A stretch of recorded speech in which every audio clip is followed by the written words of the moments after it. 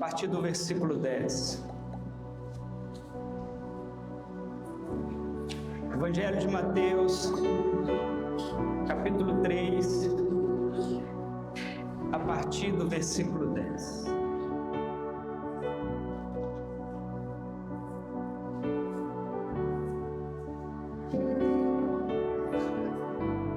Quem achou diz amém? Quem achou dá um glória a Deus?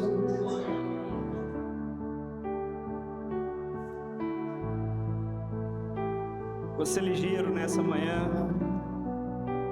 Está escrito assim: e também agora está posto o machado à raiz das árvores. Toda árvore, pois, que não produz bom fruto é cortada e lançada no fogo. Lendo mais uma vez: e também agora é posto o machado à raiz das árvores. Toda árvore, pois, que não produz bom fruto é cortada e lançada no fogo. Agora eu quero que você caminhe comigo mais um pouquinho. Mateus, no capítulo 4, no verso 19. Evangelho de Mateus, capítulo 4, versículo 19. Está escrito assim: e disse-lhes: vinde após mim e eu vos farei pescadores de homens. Lendo mais uma vez: vinde após mim e eu vos farei pescadores de homens. Feche teus olhos. Senhor, nessa manhã, mais uma vez, nós declaramos que cremos no poder da Tua palavra. Mais uma manhã nos reunimos aqui porque cremos nas coisas que o Senhor está fazendo. E nós queremos te pedir que nessa manhã o Senhor nos encontre como terra fértil, como uma terra preparada. Nos esvazie-nos, Pai, de nós mesmos, de todo o achômetro, de toda ideia ou toda capacidade de pensarmos que somos autossuficientes. Não, pelo contrário, Senhor. Só estamos aqui nessa manhã porque reconhecemos que precisamos mais de Ti, que reconhecemos que o Senhor é o Deus que pode todas as coisas, o Deus que faz todas as coisas. E é nessa manhã que nós viemos aqui para poder dizer que cremos no Teu poder, no Teu sobrenatural, cremos que a Tua palavra é uma palavra de vida eterna, uma palavra que nos edifica, uma palavra que nos faz ter vida e vida em abundância. Por isso, Senhor, nessa manhã não seja diferente. Abre o nosso coração, Senhor. Encontre o nosso coração como uma terra fértil, como uma terra preparada, uma terra boa para receber a doce palavra do Senhor. Que nós possamos ser transformados nessa manhã, Senhor. Que haja temor no nosso coração, que haja arrependimento no nosso coração, que haja, Senhor, sensibilidade para poder sentir a Tua presença nessa manhã. Que haja em nós, Senhor, uma capacidade de nos desconectarmos das coisas lá de fora, para poder conectarmos com as coisas do céu. Quebra toda barreira nessa manhã. Quebra toda resistência nessa manhã. Quebra todo sofisma, quebra todo paradigma, quebra tudo aquilo que nos impede de experimentarmos mais do Senhor. Em nome de Jesus, quem crê diz amém. Aleluia. Cada manhã é um privilégio poder ministrar a palavra, poder falar das maravilhas do Senhor. Nessa manhã eu quero trazer uma mensagem de título: Deus está contratando pessoas. Vira para quem está do seu lado e diz: Deus está contratando pessoas. Seja com fé, diga veemente: Deus está contratando pessoas. Imagine se tivesse um grande anúncio dizendo: Deus está contratando pessoas. É como se tivéssemos a caminhar pelas vias e em todo tempo, em todo lugar, estamos sempre vendo outdoor, anúncios dizendo Deus está contratando pessoas. É como se olhássemos em todo o tempo mais e mais anúncios colados nas paragens de ônibus, colados em todos os lugares, em todos os pontos. Como entramos no shopping, tem um anúncio dizendo Deus está contratando pessoas. Ao passarmos pelas vias e ao ligarmos o rádio, estivesse dizendo no anúncio do rádio, Deus está contratando pessoas. Quando ligássemos a nossa televisão, estivesse passando anúncios dizendo Deus está contratando pessoas, e em meio a uma programação e outra, estivesse dizendo Deus está contratando pessoas.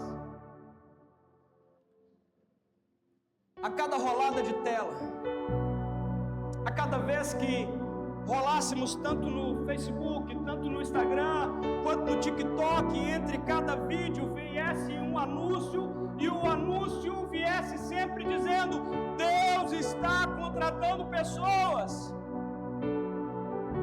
como se fosse uma máxima, uma urgência, Deus dizendo que Deus está contratando pessoas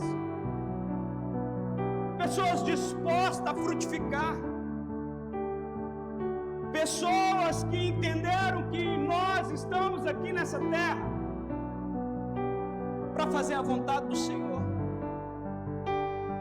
pessoas que precisam entender que Deus está contratando pessoas dispostas a trabalhar.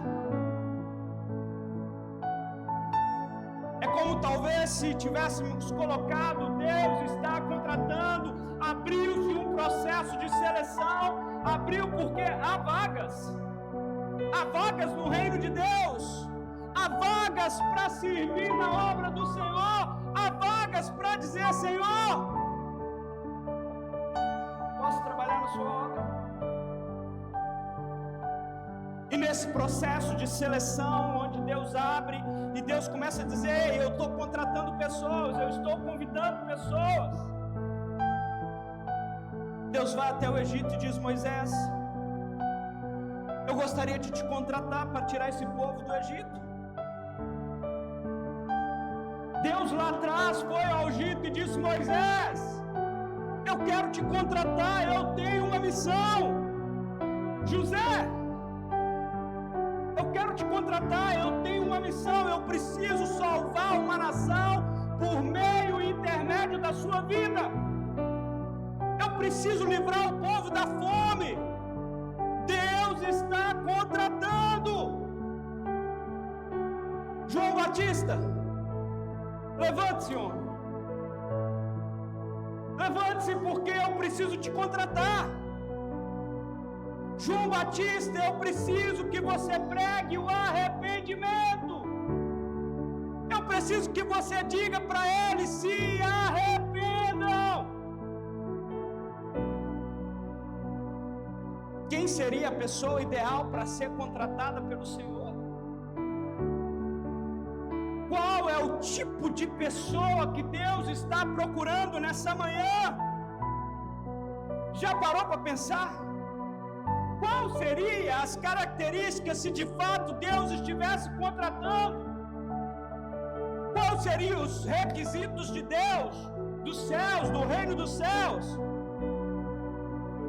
Será que estaria escrito? Há vagas, Deus está contratando, e embaixo uma série de requisitos, e nesses requisitos talvez viesse, olha, que fale inglês, que tenha uma boa capacidade de falar e compreender outras línguas. Talvez, quem sabe, se tivesse escrito que precisa ter uma boa aptidão em informática, um expert em redes sociais. Quais seriam os requisitos do céu numa contratação? Agora pensa comigo. Quem aqui já necessitou contratar alguém? Talvez você é empresário, você tem uma empresa, ou talvez você trabalhe em algum lugar que tenha necessidades de contratar pessoas. Você contrataria alguém que não quer produzir, que não quer trabalhar, sim ou não? Não, só alguns querem responder, outros estão querendo contratar qualquer tipo de pessoa. Você contrataria alguém que não quer trabalhar? Se você soubesse que essa pessoa está decidida a não trabalhar, a gente contrataria ela? Claro que não. Nós não contrataríamos alguém que não quer trabalhar. Não contrataríamos alguém que não quer se envolver. Alguém que não quer fazer parte do time de verdade. Eu escutei recentemente o Mário Sérgio dizer algo de muito valia. Você pode sair do time quando você quiser. Quando você não quiser mais fazer parte do time, você pode sair. Desde que seja, pode até ser na final do campeonato. Pode até ser no jogo mais importante. Se você quiser sair, você pode sair. Mas se você decidir ficar no time, você precisa jogar. Se você decidir fazer parte, você precisa dar o seu melhor. Vamos, time! Vamos pra cima, vamos jogar! Pode sair, não tem problema. Mas se decidiu ficar, precisa jogar. Precisa jogar para o time ganhar. E talvez esse tenha sido o grande erro ao qual nós cometemos. Estamos achando que não precisamos fazer nada para Deus. Que Deus está super, hiper, mega satisfeito. Porque hoje você vem no culto. Uma gracinha, né? Você vê até no culto hoje. Talvez a sensação que está no seu coração é de dizer assim: ah, eu fui no culto no domingo. Ah, querido, fica comigo. Não se ofenda nessa manhã, porque quem se ofende para. Presta atenção, quando nós olhamos Jesus em toda a história, você nunca viu Jesus amaldiçoar um mendigo. Você não vai ver Jesus brigando com um desempregado, com um pobre, com um pecador.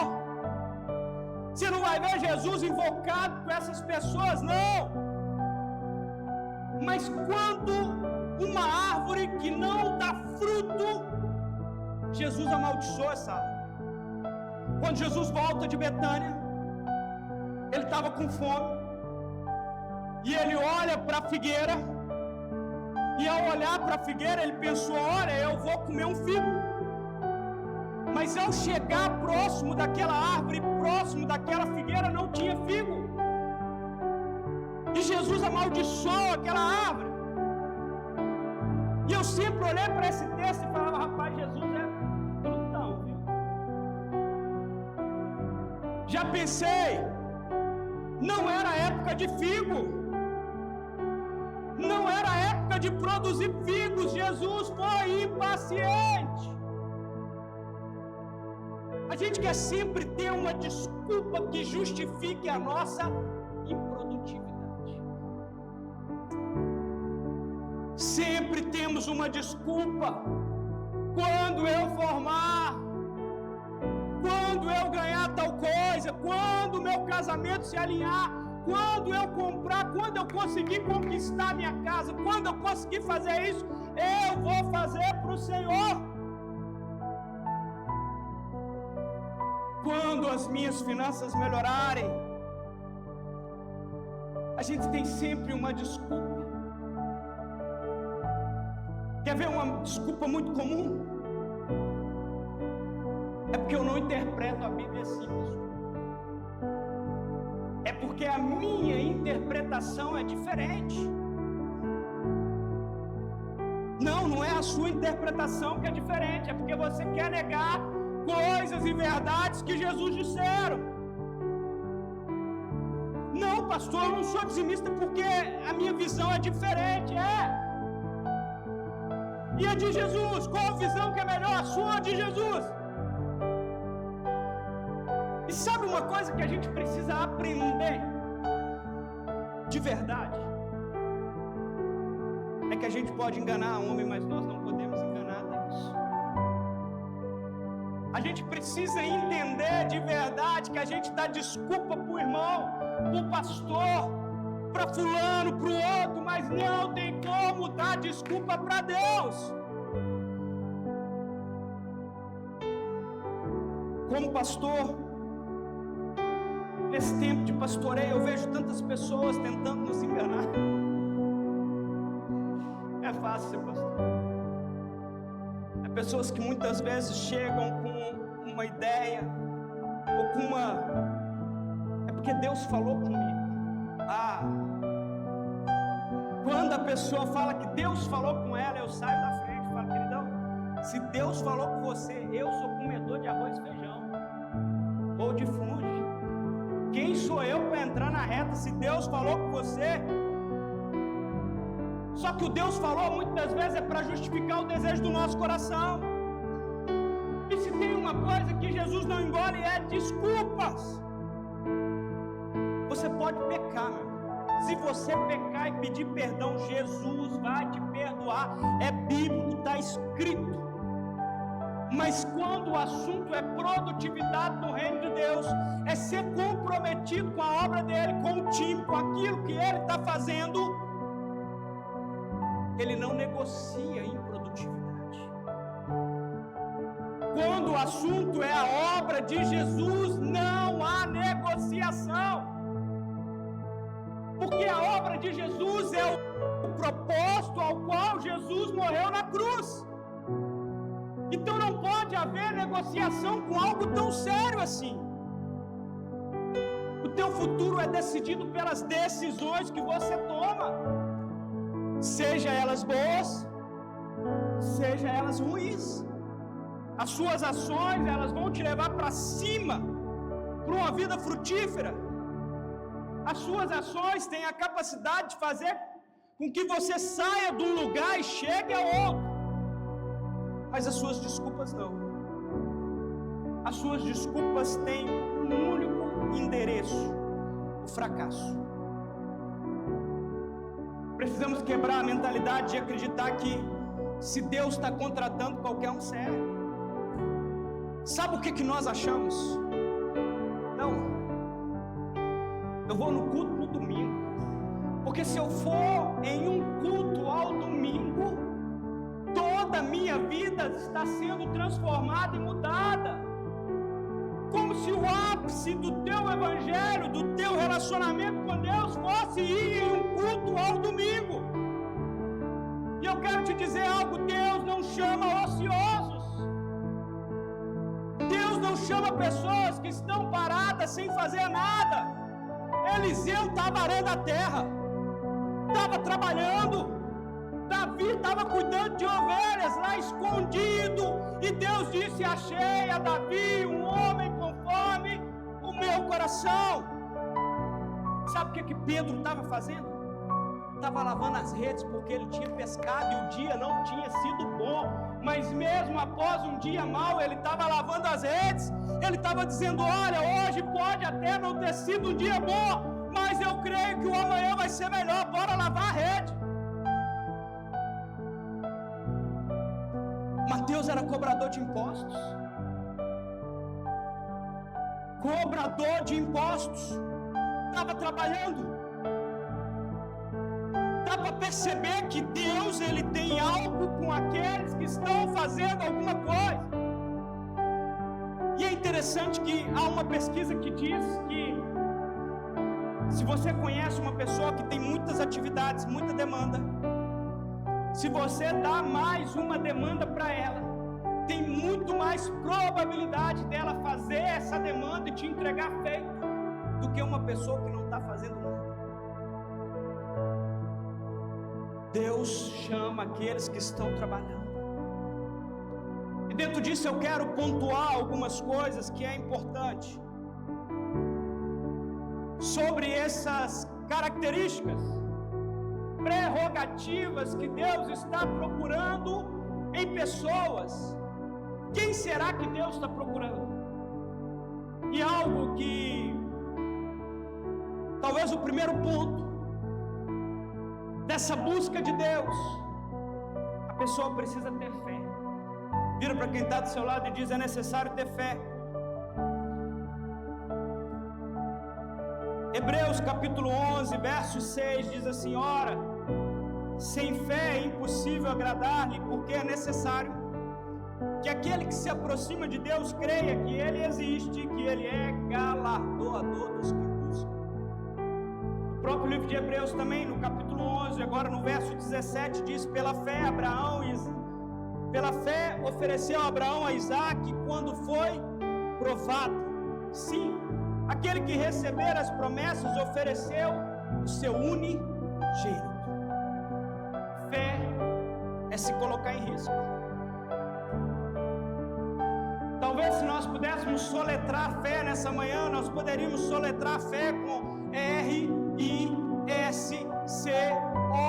Fé é igual a se colocar em risco. A Bíblia é um livro sobre fé.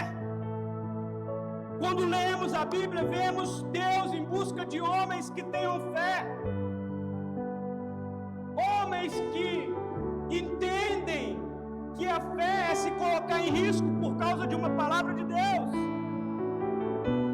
Homens e mulheres que creem nas promessas de Deus. Homens no qual Deus está procurando, precisa ter fé e crer em milagres. Quando eu meditava nessa palavra essa semana, eu entendi que ter fé é igual a se colocar em risco. E talvez diante dessa realidade a gente pode perceber que está me faltando fé. Está me faltando fé. Que por muitas das vezes aquilo que eu estou chamando de fé são as minhas estratégias e os meus cálculos para poder fazer com que algo aconteça. Você já esteve em algum momento da sua vida, em alguma situação onde as contas não batiam, onde os cálculos não davam certos, e que não havia possibilidade alguma a não ser ter fé naquilo que Deus poderia fazer? Muitas das vezes, o que nós chamamos de fé é a nossa capacidade de ir na calculadora, fazer as contas e falar assim: vai dar certo. Fé é continuar caminhando mesmo que a calculadora dê um número negativo. Fé é continuar acreditando que mesmo na circunstância, aos olhos humanos, não tem como ser feito, mas crendo que o nosso Deus, ao qual nós servimos, é um Deus que pode fazer todas as coisas. É um Deus que pode trazer à existência aquilo que não existe. Tiago, no capítulo 2, no verso 18, diz: mas dirá alguém: tu tens a fé e eu tenho as obras. Mostra-me tua fé sem as obras e eu te mostrarei a minha fé pelas minhas obras. Será que nós possuímos alguma fé? Será que as nossas obras são frutos de atitudes de fé? Ou talvez nada fazemos porque não possuímos fé alguma para nos mover? Sabe algo que tem paralisado o povo de Deus? O medo, a ausência de fé, a ausência de poder crer que Deus opera milagres.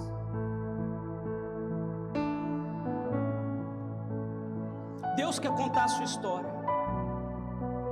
Deus quer contar a sua história para as pessoas por meio da fé. Deus quer fazer coisas poderosas por meio da minha vida e da sua vida. Lagoinha Luanda, Deus quer te usar. Deus quer fazer coisas poderosas através da sua vida. Só que nós não temos fé.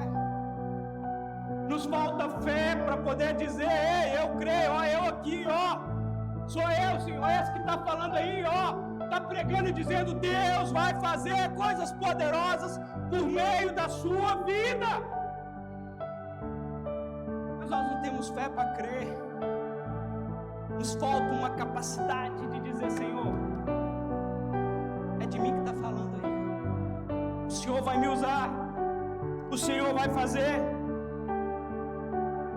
Outra coisa que está nas características das contratações do Senhor: primeiro, é preciso ter fé. A segunda, é preciso estar disposto a correr risco. Diga para quem está do seu lado: você está disposto a correr risco?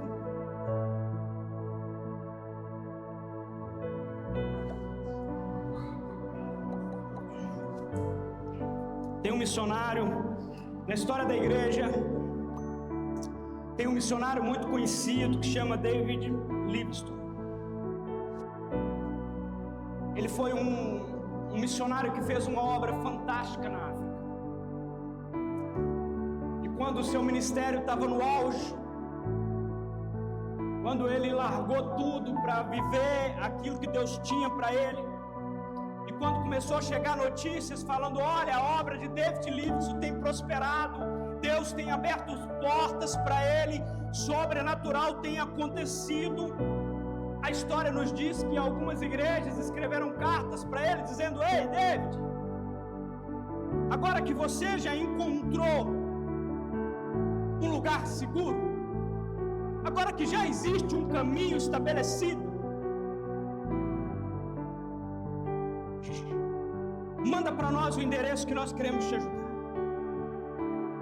Agora que já existe um bom caminho, agora que já está frutificando, nós queremos enviar pessoas para ir te ajudar. Sabe o que ele respondeu? Ele disse: olha, eu precisava de homens que viessem comigo ainda que não houvesse nenhum caminho estabelecido. Eu precisava de pessoas que acreditassem nos sonhos antes que eles tivessem sido concretizados. Eu precisava de pessoas que, quando a ideia surgiu, quando a palavra de Deus veio, tivesse acreditado e disseste: ei, David, eu estou com você, eu posso ver Deus fazendo essas coisas, eu posso ver Deus nesse sonho, eu posso ver Deus nesse projeto, eu posso ver Deus através da sua vida.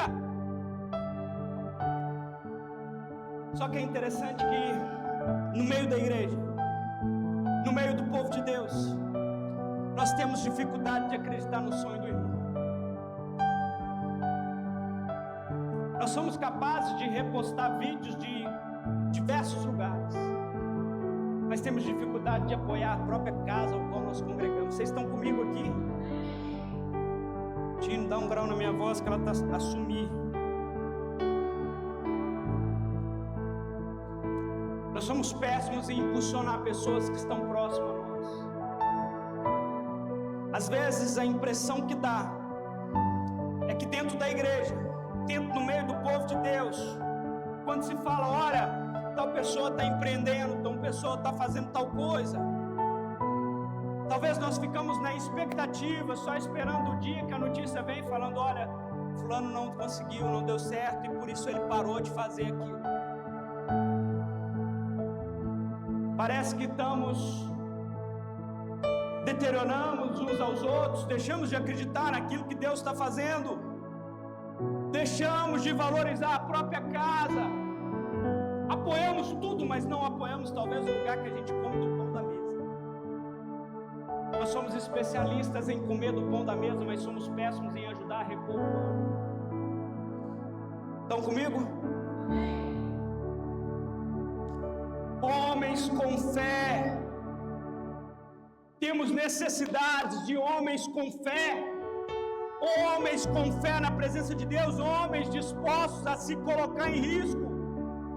David Livingstone respondeu: ei, eu quero alguém que viesse ainda que não houvesse caminho. Porque é muito fácil, depois que tudo está pronto, chegar e falar: rapaz, ninguém viu as lágrimas que rolaram. Salomão disse: Se você sempre esperar o tempo apropriado, você nunca fará nada. Lança teu pão sobre as águas e depois de muitos dias achará. Quando nós nos movimentamos diante de Deus, as situações vão se desenrolar. Se você ler o texto, quando Moisés chega com aquele povo diante do Mar Vermelho, o exército está vindo atrás deles. E eles estão ali, tem o mar. A Bíblia não fala que ao chegarem diante do mar, o mar se abriu. Não fala que ao chegar diante do mar, Moisés bateu o cajado e o mar se abriu. Não foi isso que a Bíblia diz. A Bíblia diz que Deus disse para Moisés: marche. Ainda que o mar não se abriu, continue andando. Ou as águas vão se abrir, ou você vai passar sobre as águas. Ainda que não esteja vendo, continue caminhando com a palavra que Deus te deu. Se Deus te deu uma palavra, Ele vai cumprir. Ter fé é se colocar em risco. Pastor, e se der errado? Pastor, e se não der certo? A gente tenta de novo. Se não der certo, a gente tenta de novo. Se não der certo, a gente continua crendo nas promessas de Deus. Pastor, mas se der certo, será que Deus não estava comigo? Não, a pergunta não é essa. A pergunta é: será que houve fé o suficiente em mim? Por isso que talvez não deu certo, faltou fé. Quem quer nunca errar? Quem quer nunca tomar uma decisão errada? É só não fazer nada. Quem nunca quer errar é só não fazer nada. Porque quem está se movimentando corre o risco de errar. Porque quem está fazendo algo corre o risco de um dia as coisas não der certo. Tenha fé e se coloque em risco. Tenha fé de começar um negócio novo. Tenha fé de se lançar no ministério. Tenha fé de acreditar que Deus continua operando e fazendo milagre. Martin Luther King, ele tem uma frase que diz: se um homem não descobriu nada pelo qual morreria, ele ainda não está pronto para viver. No Legendário a gente tem uma frase que é: homens com histórias dignas de serem contadas. E um homem com uma história digna de ser contada é alguém que achou um motivo pelo qual morrer. É alguém que tem uma consciência de algo que vale tão a pena de se viver que eu até morro por isso. Vocês estão comigo? Isso faz toda a diferença. Deus procura pessoas humildes. A humildade, ela é uma característica, talvez tão camuflada, ou o orgulho talvez tenha a capacidade de camuflar a verdadeira humildade. E a humildade não é alguém desprovido talvez de capacidade de fazer algo. Não, humildade não é alguém que não sabe ler nem escrever, que não tem recursos financeiros. Não, humildade é força sob o controle. Humildade é a condição de controlar todo o poder que há sobre a minha vida. A palavra humildade vem de humor. São palavras relacionadas. São palavras que caminham junto. Humildade, umidificar. Humildade. Colocar água no solo da vida. Humor. Sem humor a vida fica estéril, gente. Tem gente que está tão aprisionado com os problemas, com a dificuldade, que não tem mais humor da vida. A vida vai perdendo a graça, vai perdendo a humildade. Pastor, eu tenho dificuldade de receber críticas. Pelo contrário, as críticas elas devem ser somente consideradas, mas algumas serem descartadas. A questão é se nós estamos ofendidos pelas críticas. A crítica, ela tem a capacidade de demonstrar se há em você um coração com capacidade a se ressignificar, a aprender de novo, a fazer diferente. Ou ao ser criticado, nos ofendemos e ao nos ofender, demonstramos em nós um orgulho. Porque a crítica, ela revela o orgulho que há em nós. Vocês estão comigo?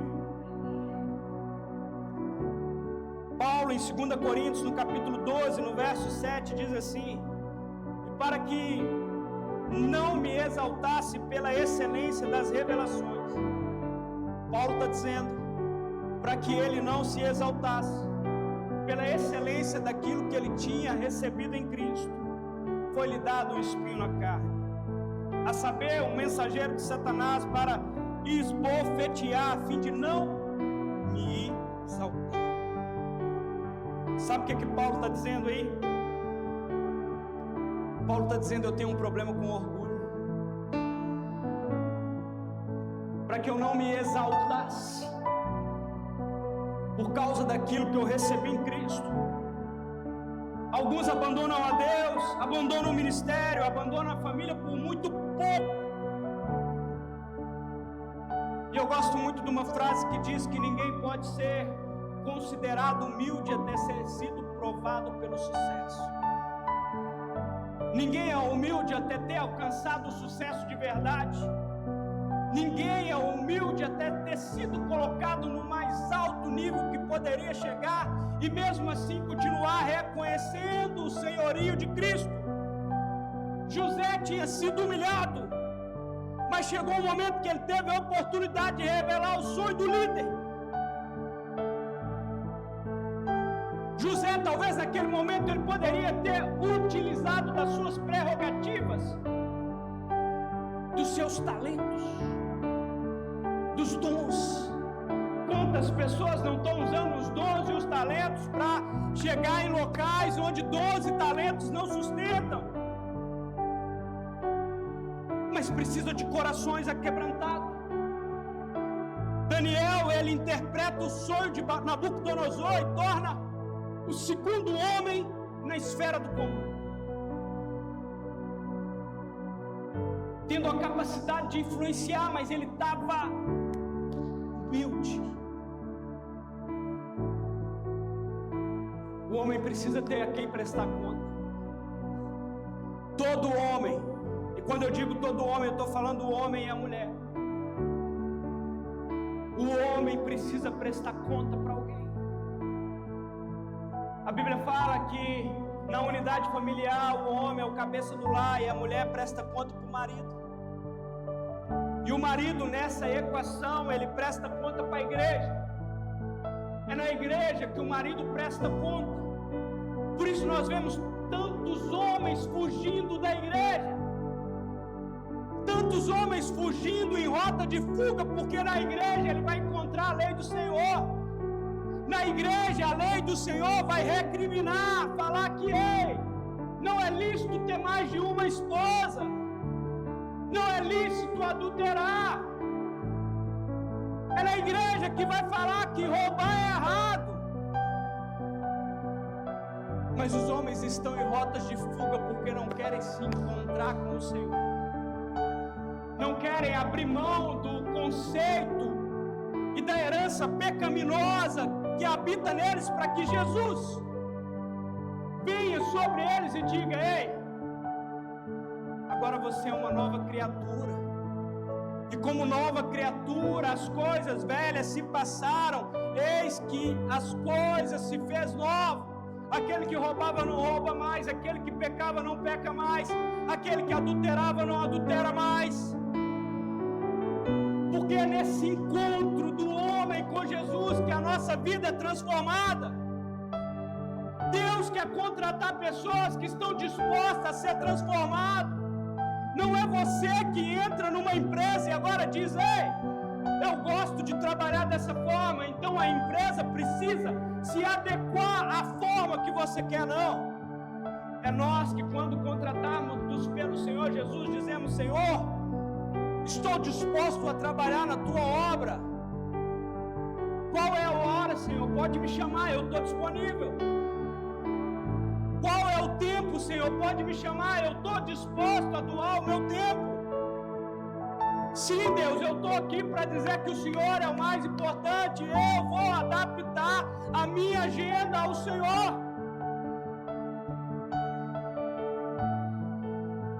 E o último ponto: Deus procura corações fiéis, pessoas fiéis nos frutos. E talvez aqui seja um ponto onde a igreja tem se perdido. Temos parecido figueiras frondosas, mas tem nos faltado os frutos. Temos parecido que há frutos em nós, mas quando sacode a árvore não cai nenhum fruto. Marcos, no capítulo 11, a partir do verso 21, e Pedro, lembrando-se, disse-lhe: Mestre, eis que a figueira que tu amaldiçoaste se secou. E Jesus respondendo disse-lhes: Tende fé em Deus? Porque em verdade vos digo que qualquer que disser a este monte: erga-te e lança-te no mar, e não duvidar em seu coração, mas crê que se fará aquilo que diz, tudo que disser lhe será feito. Por isso vos digo que todas as coisas que pedirdes, orando, crendo receber e tê-las em. A expectativa de Jesus era encontrar frutos. Eu creio que nessa manhã a expectativa de Jesus continua sendo encontrar frutos. E o texto fala de duas palavras muito importantes: de longe e aproximando-se. A gente só consegue ver de fato se há fruto e quais frutos possui nos aproximando pelo discipulado. Carlitos Paz diz: eu não posso ser pai para quem não acredita na paternidade, eu não posso ser pastor para quem não é ovelha, e eu não posso ser bispo para quem não acredita na igreja. Ele está dizendo: olha, não tem como discipular um coração rebelde, não tem como discipular alguém que não quer se submeter à vontade de Deus. Só podemos ver de fato se há fruto se nos aproximarmos pelo discipulado. E é interessante que quando nos aproximamos para discipular, de longe é tudo muito bonito. Quantas pessoas não chegam cheias de 12 talentos? Porque eu fiz? Não, mas porque é o meu ministério. Não, mas é porque você não sabe da minha história, eu não sei a sua história. Eu quero saber se há frutos nessa figueira. De longe é tudo muito bonito. Mas o que nós vemos quando se aproximamos? O que as pessoas veem quando aproximam de você? Elas veem frutos. Devemos dar fruto no tempo apropriado. O Salmo diz que nós somos árvores plantadas juntos ao ribeiro, ao qual dá o seu fruto no tempo certo, na estação oportuna. E cada estação produz um tipo de fruto apropriado. Qual tem sido o fruto dessa geração? Qual tem sido o fruto dessa estação? João, no capítulo 15, no verso 2, diz assim: todo ramo, estando em mim, e não der fruto, ele corta. E todo que dá fruto, ele limpa, para que produza mais frutos. É interessante que quem está frutificando vai frutificar mais. Que quem Deus está abençoando vai ser mais abençoado. Que quem tem muito, Deus vai acrescentar mais. Mas é interessante que Deus está falando: olha, se não há frutos, logo é cortado e lançado fora. Não há tragédia maior na vida de um cristão, de estarmos na geração de dar fruto. Estamos nos tempos Esse é o tempo de frutificar. Esse é o tempo de dar fruto. Não há nada pior para alguém estar no tempo de frutificar e Jesus chegar e falar: ei, não há frutos em vós.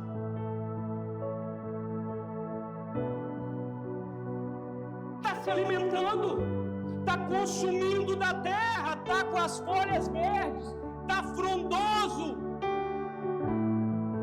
mas não tem fruto. E aí é a hora que nós pensamos assim: não, Jesus, é porque tu não sabe o quanto eu trabalho. Ah, Jesus, o Senhor não sabe o que eu tenho passado. Também Deus está demitindo outros,